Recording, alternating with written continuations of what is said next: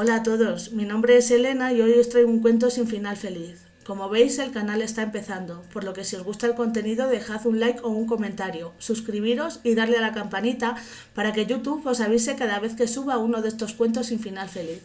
Además, tengo perfiles en todas las redes sociales. Os dejaré los enlaces en la cajita de comentarios para que podáis seguirme. Muchas gracias y ahora ya sí que sí, empezamos. Érase una vez un cuento sin sapos que se convierten en príncipes al besarlos, sin princesas que reviven con un beso, sin hadas madrinas que cumplen deseos. Este es un cuento donde solo existen brujas sin pociones ni manzanas envenenadas, ogros sin cara verde y monstruos con forma humana y una víctima de la maldad y crueldad desmedida. Antes de que nos metamos de lleno en el caso de hoy, me gustaría informaros de que el inglés y yo pues nos llevamos como un poquito regular. Bueno, el inglés, el francés, el alemán, el chino, o sea, yo he estado mirando en YouTube la pronunciación de algunos nombres, lo voy a hacer lo mejor que pueda y lo mejor que sepa, pero bueno, os aviso para que no os llevéis ninguna sorpresa. Soy nula para los idiomas. Además que nunca me han gustado, pero porque nunca se me han dado bien. Entonces, bueno, pues eso, pues para que lo sepáis un poquito. Pero es que este caso me parecía muy interesante y me apetecía mucho traerlo. Gracias por vuestra comprensión a todos. Amelia Elizabeth Hobley nació en un pequeño pueblo llamado Peel Mars, al este de Bristol, en el Reino Unido, en el año 1837. Amelia era la más pequeña de 5 hermanos, 3 hermanos varones llamados Thomas, James y William, y una hermana, Sarah Ann, hija de Samuel Hobley, maestro zapatero, y de Sarah, sin oficio conocido. Su familia era humilde, aunque gracias a unos pequeños ahorros que tenía su padre, pudo estudiar. Amelia aprendió con facilidad a leer, a escribir y se enamoró rápidamente de la poesía, de la literatura y de la música. Durante sus primeros años de vida tuvo una infancia feliz, pero todo cambió y esta infancia de cuento se convirtió en una pesadilla, o como no podría ser de otra manera en este canal, su vida se convirtió en un cuento sin final feliz. Su madre enfermó de tifus, enfermedad bacteriana transmitida por piojos y pulgas, y como consecuencia desarrolló problemas psiquiátricos. Fue Amelia quien asumió la responsabilidad de su cuidado, por lo que fue testigo del deterioro físico y mental de su madre, además de ver varios de los ataques que sufría y que se caracterizaban, sobre todo, por una gran violencia, algo que impresionó a la niña. Sarah murió en 1848 cuando su hija tenía solo 10 años. Años más tarde, los investigadores comentaron el efecto que la enfermedad y muerte de su madre tuvo en Amelia y cómo aprendió a fingir e imitar los signos que Sarah tenía cuando sufría alguno de sus ataques, que fueron el resultado de su enfermedad. Dyer tenía una hermana mayor que murió en 1841 a los 6 años y una hermana menor que murió en 1845 a los 10 meses. Ambas se llamaban Sarah Ann.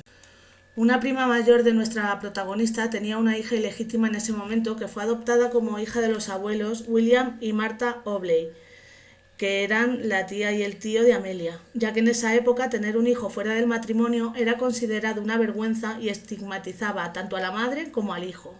Después de la muerte de su madre, Amelia vivió con una tía suya en Bristol durante un tiempo, antes de realizar un aprendizaje en un taller con un fabricante de corsés. Samuel, el padre de Amelia, falleció en 1859. Tomás, el mayor de los 5 hermanos, se quedó con el negocio familiar de zapatos.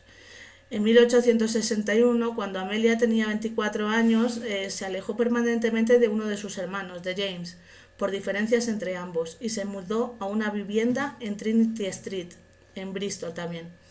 Allí conoció y se casó con George Thomas Dyer. George tenía 59 años y ella solamente 24. Amelia dejó su apellido de soltera, Hobley, y adoptó el apellido de casada, Dyer. Tanto Amelia como su ya marido mintieron sobre sus edades en el certificado de matrimonio para reducir la diferencia de esos 35 años que los separaban. George restó 11 años a su edad y Amelia sumó 6 años a la suya. Es decir, en el certificado de matrimonio figuraba que el señor Dyer tenía 48 años y la ya señora Dyer tenía 30, por lo que solamente le separaban 18 años y no 35, como si al poner edades falsas en unos papeles la diferencia de edad se redujese realmente. Tuvieron 2 hijos, un niño llamado William Samuel y una niña llamada Marianne, a la que todos conocían como Polly. Después de haber contraído matrimonio con George y dado su pasado cuidando a su madre, Amelia decidió formarse como enfermera. Lo hizo de la mano de una partera llamada Ellen Dane, y ahí la ogresa se convirtió en ogresa, ya que Ellen le enseñó a Amelia una manera de conseguir dinero rápidamente: usar su casa como alojamiento para las mujeres que se habían quedado embarazadas ilegítimamente, para después quedarse con esos bebés para su supuesta adopción. Aunque la realidad de esos niños era muy distinta. Spoiler: ninguno de esos bebés fue a ninguna casa donde les colmasen de amor y atenciones. Ellen tuvo que huir a Estados Unidos para escapar del ojo de las autoridades, ya que estaban pisándole los talones. Pero Ellen ya había sembrado la semilla en el alma de la ogresa. Se dio cuenta del negocio que era. Además, estaba amparada por una decisión de la Inglaterra victoriana, la ley de enmienda de la ley de pobres, que dejó libre de la obligación de pago y mantenimiento a los padres de hijos ilegítimos, por lo que las madres solteras, además del ya mencionado estigma social, se vieron obligadas a trabajar en fábricas en turnos imposibles de hasta 14 horas diarias para mantener con dificultad a sus hijos.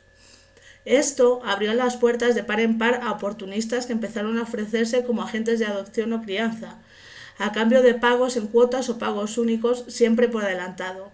Las tarifas eran muy dispares, dependiendo de la situación económica y social de la madre de ese hijo ilegítimo.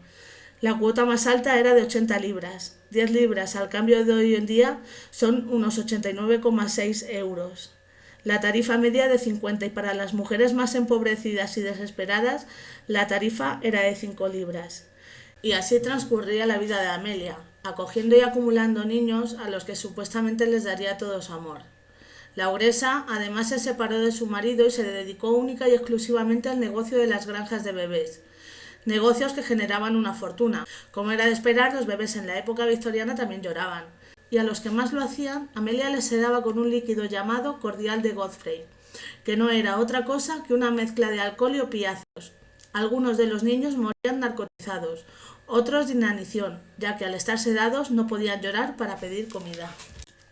Dyer al principio pedía certificados de defunción a un médico. Este médico primeramente pensó que se debía a que los bebés nacían débiles, algo bastante común en esa época, pero este terminó avisando de la cantidad de niños que morían en la casa de Dyer a la policía, a la que ya habían avisado antes algunas familias cuando querían recuperar al niño que le habían entregado a Amelia confiándole su cuidado, y ella les daba a otro que no era.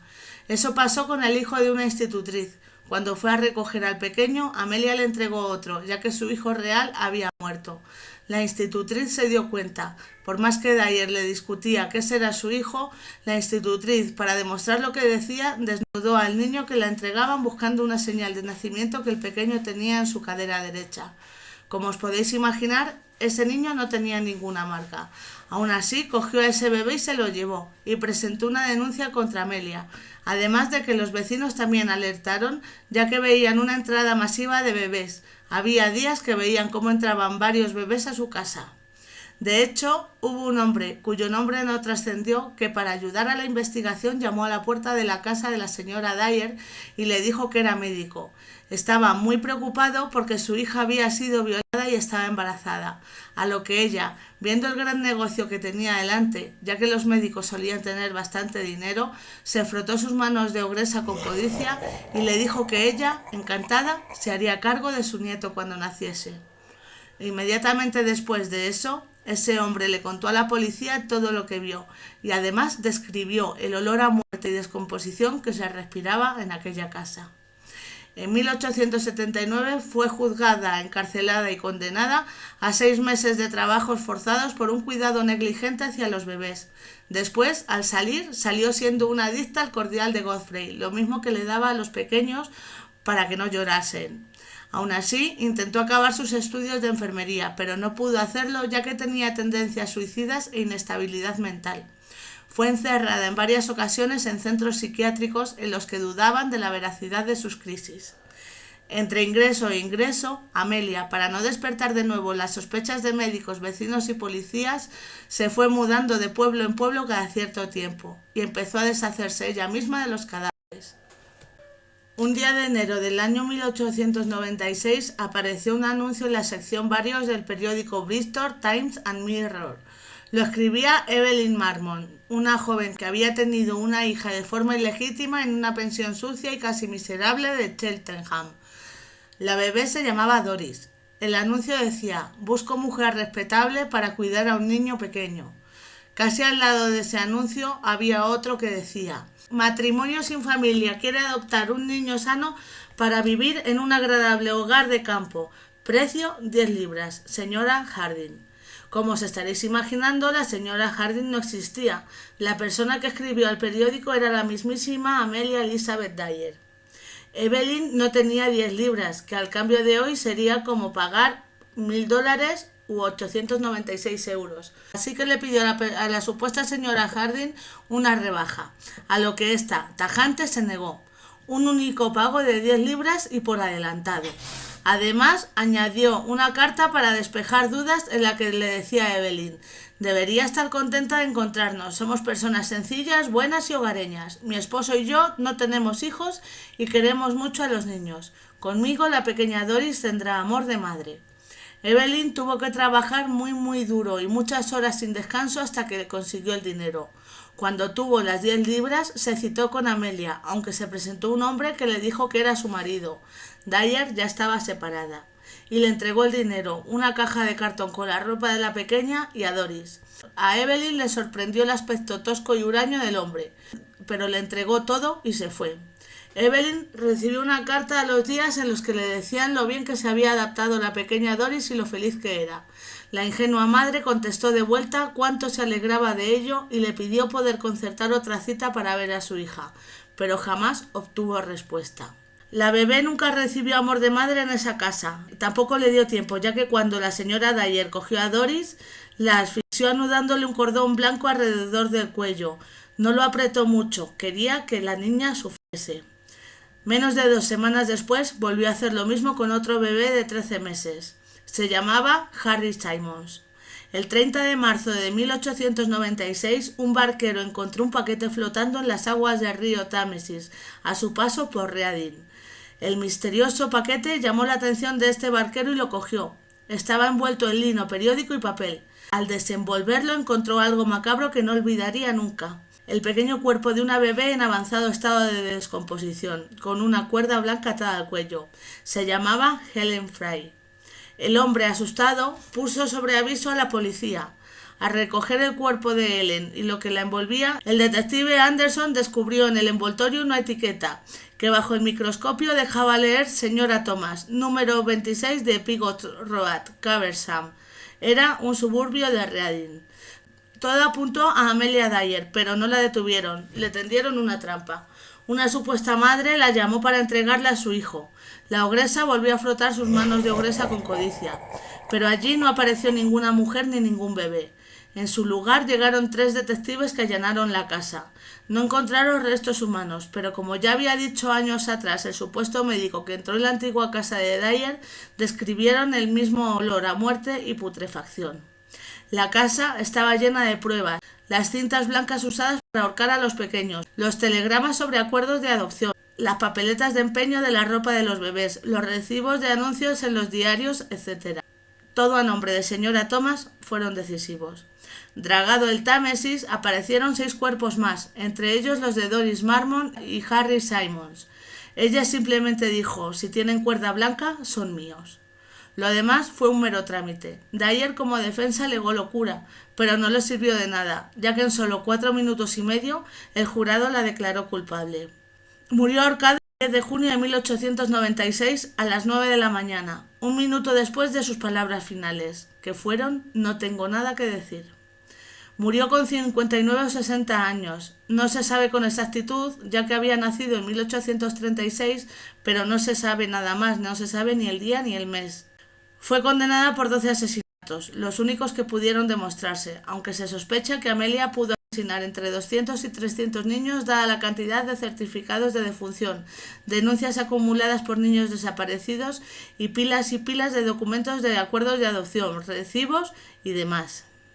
Algo que parece totalmente imposible para cualquier persona, pero Amelia Dyer no era una persona cualquiera. Amelia Dyer era la ogresa de Arreadín. Y bueno, chicos, hasta aquí el caso de la señora Dyer. Espero que os haya resultado interesante. Otro cuento sin final feliz en el que nadie comió perdices ni vivió feliz. Colorín colorado, este cuento se ha acabado. No olvidéis darle al like, suscribiros, darle a la campanita y compartir. Nos vemos en el próximo vídeo. Adiós.